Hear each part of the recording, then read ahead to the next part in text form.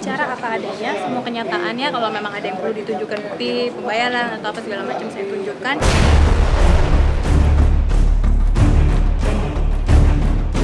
Membuka lembaran berita terpanas khas Intens Update mengenai penyanyi Vicky Su yang harus menjalani pemeriksaan di Bareskrim Mabes Polri kemarin. Setelah sempat dikabarkan mangkir selama 2 minggu, akhirnya kemarin Vicky menjalani pemeriksaan sebagai saksi terkait kasus Biro Perjalanan Umroh First Travel milik tersangka Andika Setiawan dan Anissa Hasibuan. Sebelumnya pada 28 September lalu, penyanyi Syahrini telah lebih dulu menjalani pemeriksaan. Saat pemeriksaan kemarin, Vicky pun dicecar sebanyak 15 pertanyaan selama 4 jam. Dalam pemeriksaan itu, Vicky membantah jika dirinya mendapat perlakuan istimewa dari bos First Travel yang kini meringkuk di dalam tahanan Polda Metro Jaya. Sementara itu, para korban First Travel berharap kiranya bos First Travel bisa dihukum seberat-beratnya.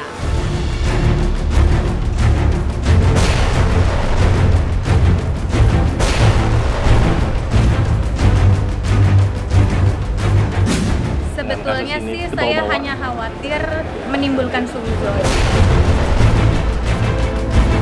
Dalam hal ini, kadang kalau saya membaca pemberitaan, kadang kan judul suka beda sama konten gitu. Jadi kadang tuh suka, aduh nanti kalau orang suuzon dikiranya saya ya uzubillah min dalik yang makan uang orang gitu kan, itu enggak banget buat saya. Pribadi tidak pernah berniat sedikit pun untuk memanfaatkan momen apapun, apalagi makan uang jamaah sama sekali. Karena saya merasa saya merasa pernah jadi jamaah, saya merasakan bagaimana di sana sebagai jamaah First Travel. Jadi dan ternyata ada teman-teman saya yang juga jamaah tapi mengalami hal yang sama, pasti saya sangat bersedih. Ya ikut membantu mendoakan lapas ini. Karena saya berangkat sendiri kan, yang pertama keberangkatan pertama karena saya memang reguler. Jadi kalau yang kedua karena berangkat bersama-sama, mau nggak mau kan kalau dibilang diistimewakan, tapi saya juga bekerja waktu itu kan, ada peliputan, mungkin udah lihat ada pembuatan video, lalu ada saya harus posting foto gitu. Bahkan sebetulnya ketika itu saya nanya saya harus bayar berapa.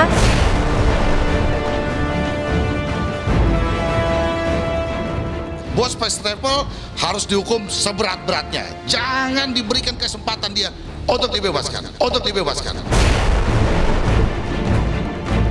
Dosanya ini udah dunia akhirat, bos, ya kan? Artinya dosanya udah dunia akhirat. Masa mau ditangguhkan orang seperti ini? Pertanggungjawabannya dulu yang kita mesti lihat. Proses hukumnya nih, jangan ditangguhkan dulu. Kalau menurut saya, ya kan, untuk Bareskrim saya apresiasi. Jangan ditangguhkan dulu.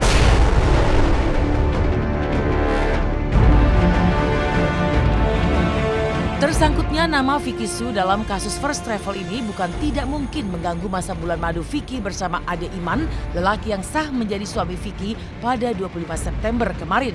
Tapi benarkah rencana pelesairan bulan madu Vicky dan Ade batal gara-gara Vicky harus memenuhi panggilan ini?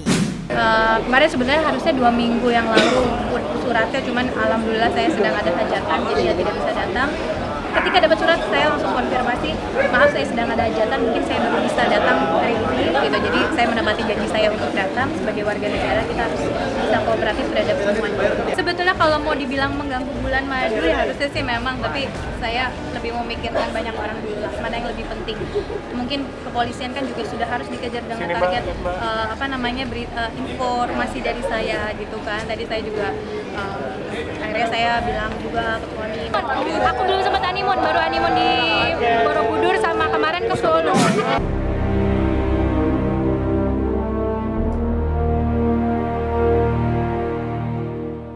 Intens Update yang kedua mengenai kondisi artis bertubuh gemuk Roni Antonius Setiawan atau lebih populer dengan nama Roni Dozer.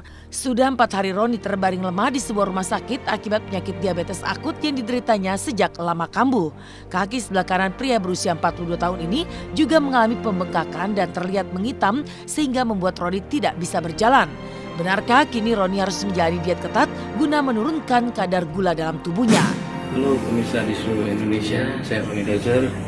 Saya lagi sakit ini diabetes, kemudian juga ada peradangan di kaki kanan saya. Saya mohon doanya ya, semoga dengan doa teman-teman semua di seluruh Indonesia saya cepat sehat lagi, kembali sehat dan bisa beraktivitas seperti sedia kala lagi. Terima kasih teman-teman ya. God bless all. Ini foto Brownie. cuman ya dia mesti istirahat aja. Ya kakinya nggak ada luka sama sekali, cuman agak bengkak aja sebelah kanan. Kaki sebelah kanannya. Emang dasarnya emang kulitnya hitam. Cuman emang dia lagi kakinya emang bengkak karena ada radang. Ini pernah terjadi di 2015 pas dia lagi syuting. Sebenarnya sih dia nggak terlalu berat banget. Dia cuman gulanya lagi naik. Tadi bisa makan, bisa agak sedikit duduk, cuman memang disarankan kan karena dia pakai segala macam apa sih namanya yang buat saluran ini kan infus segala macam. Jadi dia harus tetap baring. Bro Roni sekarang udah mulai agak diet, dari pola makannya juga mesti dirubah gitu. Mungkin karena ini gula dia mesti kurangnya yang namanya manis-manis ya. Itu aja sih sebenarnya pantangannya dia nggak boleh terlalu banyak makan manis aja.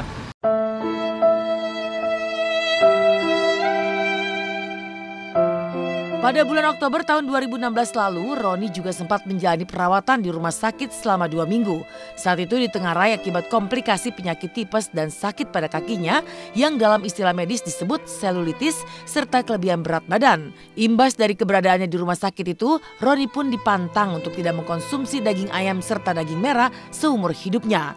Roni sempat dikabarkan menjadi supir dari sebuah taksi online. Kini 1 tahun berselang, Roni kembali masuk rumah sakit akibat penyakit diabetesnya yang membuat kaki kanannya mengalami pembengkakan.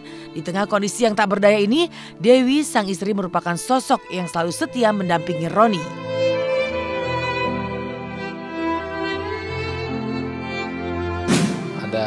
Ada faktor overweight gitu kan. Sebenarnya kalau overweight itu kan memang saya dari kecil udah overweight. Dan biasanya kalau teman-teman yang overweight juga merasakan hal yang sama, pasti juga ada keluhan di kaki, biasanya cepat pegel gitu kan, cepat capek gitu kan gitu. Nah, saya itu bersyukurnya sudah hampir 5 tahun lebih itu sudah stop merokok. Jadi saya udah stop merokok. Yang dulu saya sempat ngerokok walaupun sekali-sekali, saya benar-benar stop merokok.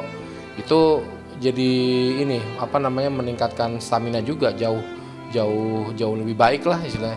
Nafas lebih lega ya kan, terus pokoknya juga lebih banyak konsumsi sayur dan buah gitu, sama lebih harus itu milih makanan aja sih. Dia paling males kan kalau untuk periksa ke dokter atau apa, dia merasa fit terus gitu. Itu udah seminggu sebelum mulai syutingnya ya kan. Setelah seminggu dia udah mulai tuh drop. Terus sempet nggak dirawat inap, sempet kita juga cek darah. Bukan cek darah ya, pembuangan cairan.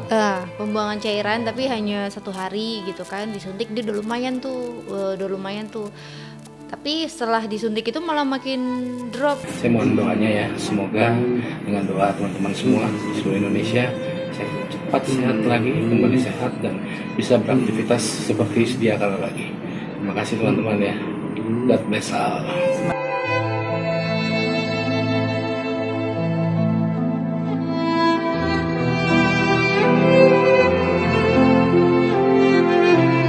Setelah kisah harapan Roni Dozer untuk bisa segera sembuh dan dapat menjalankan aktivitas lagi, maka kini apa yang membuat Nafa Urba akhirnya harus menyerah terhadap rumah tangganya? Benarkah jika Nafa terlanjur kecewa juga sakit hati terhadap Zekli? Selamat pagi pemirsa, jumpa lagi bersama saya Elvin Rapa. Dari kabar Vicky Shu yang diperiksa hingga sakitnya Roni Dozer, kabar lain justru dibawa oleh Nafa Urba dari ruang persidangan. Menjalani sidang perceraian perdananya bersama Zekli, seperti apa Nafa yang terus bercucuran air mata?